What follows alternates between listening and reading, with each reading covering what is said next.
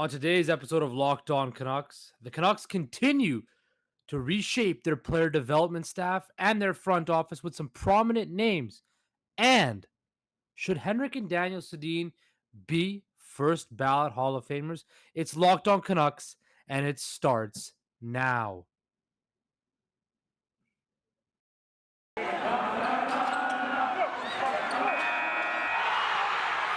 You're Locked On Canucks, your daily podcast on the Vancouver Canucks. Part of the Locked On Podcast Network, your team every day.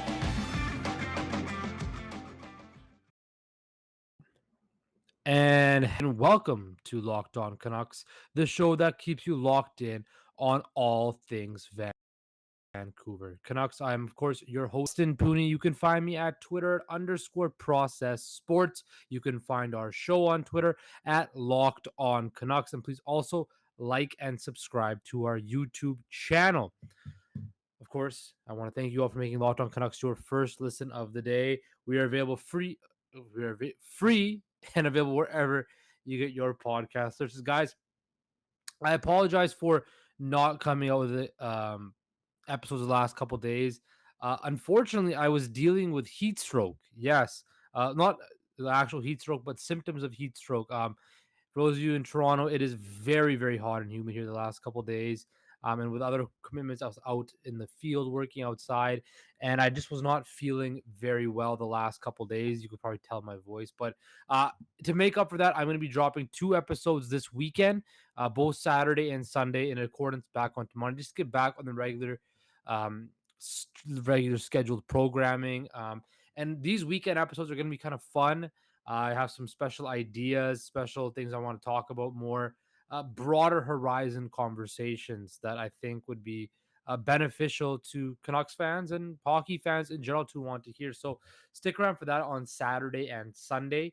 But it was a busy day in the land of the Canucks. So we're going to dive into that right away as they continue to make changes to their front office, add different assets, fill out their coaching staff, and add a prominent name to their front office. So let's dive right into that. So the Canucks have hired former Blackhawks and Panthers general manager Dale Tallon as a senior advisor and professional scout today. Of course, Dale Tallon was the Canucks' first ever draft pick. And then most famously was the GM of the Florida Panthers. And then he was the GM and the president in Florida. And then, of course, he was a part of the Chicago Blackhawks dynasty, which, as we all know, caused Canucks fans a lot of pain. So let's stick on Tallon. So Tallon, of course, spent a decade in the NHL with the Blackhawks, Canucks, and Pittsburgh Penguins before rejoining Chicago's front office back in 1998. He became the GM in 2005, basically at the depths of the lowest point the Blackhawks have ever been in. And then he added the likes of Jonathan Taves, Patrick Kane, Patrick Sharp, Marian Hossa, who would all go on to win a Stanley Cup. He left in 2010 to become the general manager of the Panthers, which he held for nearly a decade, and rebuilt that roster with the likes of Huberdeau, Barkov, Ekblad. So Dale Tallon kind of comes complete circle as he's now a special advisor to general manager and also a professional scout. So what does this mean? We're going to touch on Ryan Johnson in a minute, but what does this mean bringing a man who has the pedigree in a front office like Dale Tallon? Well, it's a very important move because you can never have enough smart hockey minds in your front office. Dale Tallon has rebuilt 2 franchises from basically the ground up. You know, Chicago, as I mentioned back in 05, they were a tire fire, dumpster fire, anything fire you could think of. They were a laughing stock organization. And once Proud Original 6 franchise was drawing next to nobody at the United Center, and he built that team up to where they are now, absolutely selling all the time. Now, of course, they are going through a rebuild of their own, but he was definitely a big piece to that. Florida, same thing. Rebuilt Florida from the top to the bottom, and essentially the core that's in Florida now that just won the President's Trophy, but did get swept by Tampa Bay, who did win tonight in Game 5 to force a Game 6. But he this is just another coup for the Canucks to have. You could have, uh, I think what Dale Tallon had in Chicago. He had Stan Bowman. I'm not Stan Bowman, Scotty Bowman. He had Stan Bowman as well, but had Scotty Bowman there as well, who was quite regarded as one of the most brilliant hockey minds of all time. Um, and quite frankly, I think this is exactly what the Canucks need. Continuing to fill this player development and this front office with smart people that have pedigrees of winning, people that understand how to build a team and an organization the right way. And that is why this is so imperative to the Vancouver Canucks, because that is how they're going to get better. That's how they signed Andrei Kuzmenko. They had a plan, they have smart people in place, and that is how they're going to continue to acquire free agents, attract people via trade, whatever it takes. When you have um, people of competence and people that know what they're doing, you're going to be successful. And that's what the Canucks are doing. Now, to continue on with the Canucks and their changes to the front office, Scott Young has also joined the organization as the new director of player personnel. As an NHL player, he appeared in over 1,000 games and scored one was a 40-goal score in St. Louis. And he was the player. He just came from Pittsburgh with the director of player development since 2017. So he's been familiar with that. Again, Rutherford and Albion are familiar with Scott Young because, of course, they're Pittsburgh ties. They also added Frank Golden, who was a college free agent scout. He was an amateur scout in Pittsburgh. And finally, another blast from the past type of hire, not really, but kind of. Dylan Crawford, the team's new video coach. Crawford was the assistant video coach for the Blackhawks since 2018, and his father, his dad, was the coach of the West Coast Express Canucks, Mark Crawford, and former player. So definitely a lot of changes going on in the Canucks. And also, I should mention Ryan Johnson has been elevated to assistant general manager. He will still be on as GM of the Abbotsford Canucks, but definitely, guys, a lot of changes going on in Vancouver. But this is exactly what is needed, and it's a continuation of the Canucks hiring. Because what was the thing or the one of the complaints about the former regime? It was a very small front office. There wasn't money spent on expanding it. And when you have all these different hockey minds in a room together and they're just collaborating, on what works and what doesn't work for this franchise, for this team, these are the players, these are the sorry, not the players, these are the pieces that you need to have different voices, different opinions, different standpoints of all smart people in a room. Trust me, when you have a lot of smart people in the room, a lot of smart decisions will be made. And I love what the Canucks are doing right now. They're building a smart front office. They're building a smart organization. Francesco Aquilini is opening up his checkbook, allowing them to sign these people to come in, get it right, get this organization back on track, and build a contender. I love what I am seeing so far from the Vancouver Canucks this offseason because they're doing it the right way and they're sweeping changes from the top of the organization to the middle to the coaching staff, and they will now you're seeing it with the players. And this is the next couple of weeks you're going to start seeing a lot of changes to the player personnel, which will be most prominent. But they're building that foundation of this organization. They're putting smart, strong pieces in there, and I believe that is going to be a huge key for this franchise going forward. Coming up after this break, we're going to dive into the careers of Henrik and Daniel Sedin because on Monday, they will announce the 2022 class for the Hockey Hall of Fame. And there is a lot of Canuck flavor on this. So stick around for this break because you're not going to want to miss our Hall of Fame talk. But first, I want to talk to you guys about our friends at betonline.net. BetOnline.net is your number one source for all your betting needs and sports info. Find all the latest sports developments, league reviews, and news, including this year's NHL playoffs and Major League Baseball. BetOnline is your continued source, for your continued source for all your sporting wagering information, including live betting, esports and scores. And betonline.net remains the best spot for all your sports scores, podcasts, and even news this season. BetOnline.net is your fastest and easiest ways to check all of your favorite sports and events, including MMA, and golf. And also head to the website today or use your mobile device to learn more about the trends and action. Bet online where the game starts. Okay, guys, we are back. As I mentioned, this is a very big day potentially on Monday for the Canucks organization and the city of Vancouver as a total because on Monday, the 2022 Hockey Hall of Fame class is announced. And the Sedins, along with former teammate and Canuck icon Roberto Luongo, are eligible for their first time in the player category. Now, I believe Roberto Luongo will be a shoe-in for him on his first ball. He ranks with the very best in all time. This time, shutout, save percentage, goals against. He was never a cup champion, but during he was widely regarded as one of the best goalies on the planet. Um, Henrik and Daniel Sedin, here's where I'm worried. That's where the biggest worry is. With Roberto, we knew his character, his charisma that came out at the end of the career, his end of his career is going to help push him in. Plus, he won a gold medal for Canada, and he is definitely going to get that's definitely going to have some pull.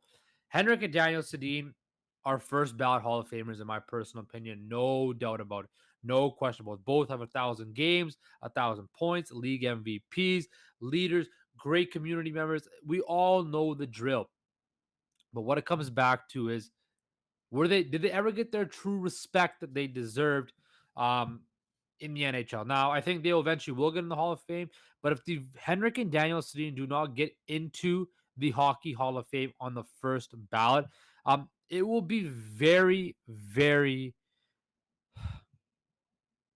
disappointing.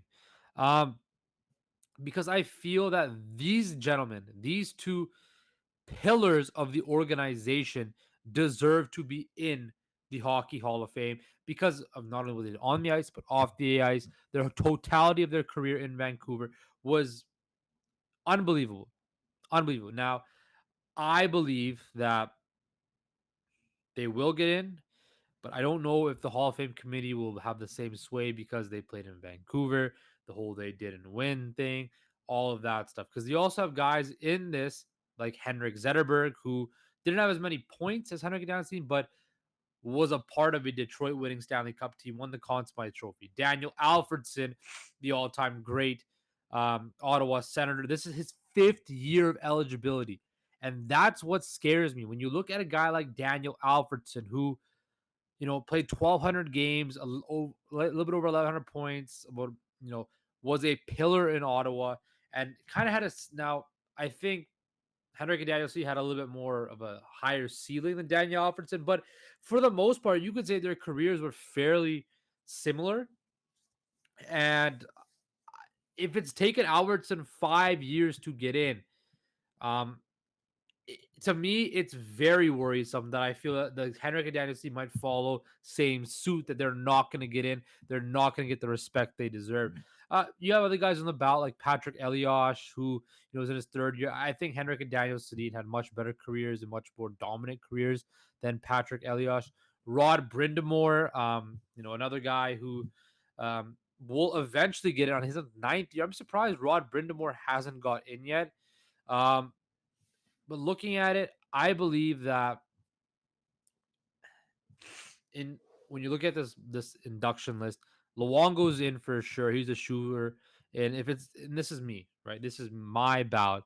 Luongo gets in, Sedin's get in, and I believe if we're gonna do one more, I'm gonna put Alex McGillney in because I'm a Canucks fan and I want to see all the Canucks get inducted into the Hall of Fame at once. So if I'm doing this Hall of Fame bat, now you can call me biased and all of that, but if I'm this Monday, if I'm making the calls, Henrik, Daniel Sedin, players in this franchise history, they were, as Charles Barkley wants to say, the bus drivers of a team that got to a Game 7 of the Stanley Cup Finals, that were the most dominant franchise in the NHL for a period of time, that won league MVPs. They were the bus drivers.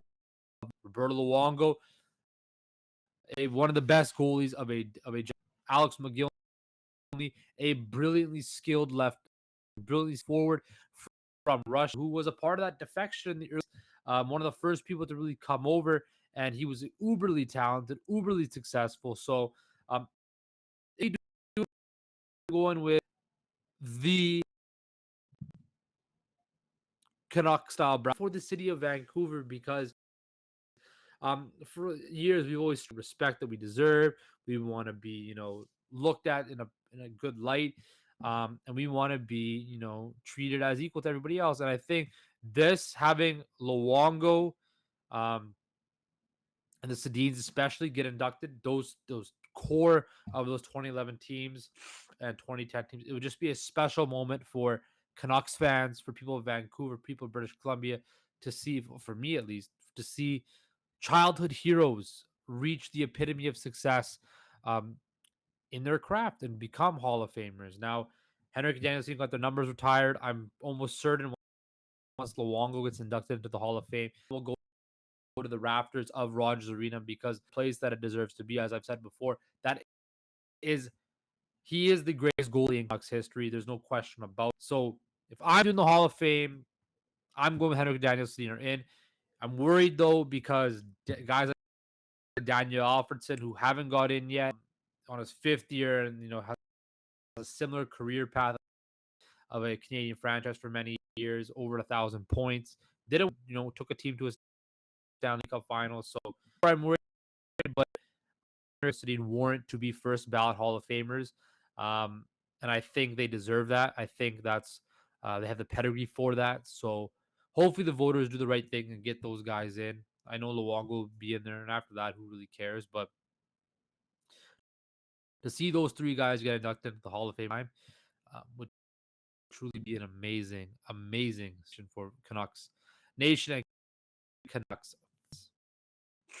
Go to the break, our next break, our final break.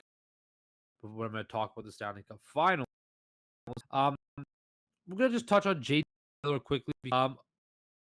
There's been a lot of rumors that the Canucks business, all stuff that we already know, and it's becoming more and more evident that he's going to get traded. I did talk about earlier this week how he could potentially be in the market for Washington with Nicholas Backstrom's injury. I don't think that's going to be the thing because they have no assets to really trade. And the fact that these rumors are coming out that Miller's camp is not surprised. Well, I'm sure Patrick Alvin and Jim Rutherford are in discussion with Miller, and I've told him like, hey, look, if you don't want to sign this deal that we're offering you on the table, then we will move you, and just be cognizant of that. And um, I believe that that's the right way to go about it. Like I think it's just obvious now that the JT Miller time in Vancouver is coming, and it's something that they have to get right. If T Miller, you're gonna have to do it right. You're gonna have to get players, young NHL players that can step in your lineup and play and make an impact because they're not gonna stockpile draft picks. The Canucks are not in that business for that right now. They're in the business of getting younger, shedding cap, but also maintaining success and trying to push for the playoffs. So it's not surprising that JT Miller's camp knows about trade rumors. I think if we all hear it, I'm sure they hear it. So I just want to touch on that briefly that the JT Miller and the trade things might be coming to an end. But coming up after this final break, I just want to talk about the Stanley Cup Finals and how brilliant the hockey is to watch. And how I'm seeing now on social media more and more people talking about it. So stick around for that. And welcome back, everybody, to Locked On Canucks, the show that keeps you locked in on Vancouver Canucks. Quickly before we finish off this episode, the NBA draft was and it reminded me of how bad the NBA draft and the compared to the NFL draft. Both those NBA and NHL draft need to up their production value. I think it would be a lot better TV like they do for the NFL draft, but that's just my quick side point. The real reason I wanted for the talking about in this block is just to play in the Stanley Cup Finals. Now, I have a bunch of friends who aren't the biggest hockey fans in the world, and they are telling me I've been watching every single game because the games are so exciting. If you watch this game 5 today, the absolute speed, That one rush by Kale McCarr in the second period, I believe, where he just went through the whole like a la Pavel Bure kind of. We've never seen that from a defenseman, at least in my lifetime. I never saw Paul Coffey play. I was not born then. I was not alive, and I sure as hell never saw Bobby Orr play. But seeing a defenseman with that type of speed and skill, I had one of my friends like said, "Is this guy like the Patrick Mahomes or something like that of the NHL?" Which kind of got me to laugh, but also got me thinking, like, yeah, this guy's kind of like a unicorn. We've never seen somebody like this, at least in this generation, a guy who could just dominate the game from the back end like that. And you saw the championship medal from Tampa Bay tonight, where people are starting to question, is this team, um, were they kind of fraudulent because they never won a Stanley Cup in a regular year? They won in the bubble, and then last year, there was the different divisions, and that was a gutsy performance. That was a defending championship performance tonight to go to Denver, get the win. Andre Vasilevsky was money. Big goals from Andre Palat. That was a statement win by the Tampa Bay Lightning. That even if they lose this series, they defended the Stanley Cup. And to see guys like Shannon Sharp tweet about this, who probably don't know a lick about hockey, first take have segments about these Stanley Cup Finals was absolutely pivotal to me because it's showing that this game that we all love, this game, the greatest game on earth, the most exciting game on earth, to be played at this high of a level, to get that type of shine for a guy, Shannon Sharp and First Take, Undisputed First Take, probably the two biggest sports shows in American TV, to get that type of exposure is absolutely critical and is going to help this game grow to greater leaps and bounds. And that's all. We have two of the best teams in the world playing the best form of hockey, the modern hockey, where it's speed, skill, physicality, electric crowds, energy. Game 6 is Sunday. I'm going to be fired up tomorrow, and we'll be back to regular schedule program. This weekend, we'll have two special episodes. So stick around for that. It's going to be fun. I want to thank you for making Locked On Canucks your first listen of the day. For your second listen of the day, Locked On NHL. Locked On NHL covers the playoffs like no other. Hear the latest news and opinions from local experts every Monday through Friday.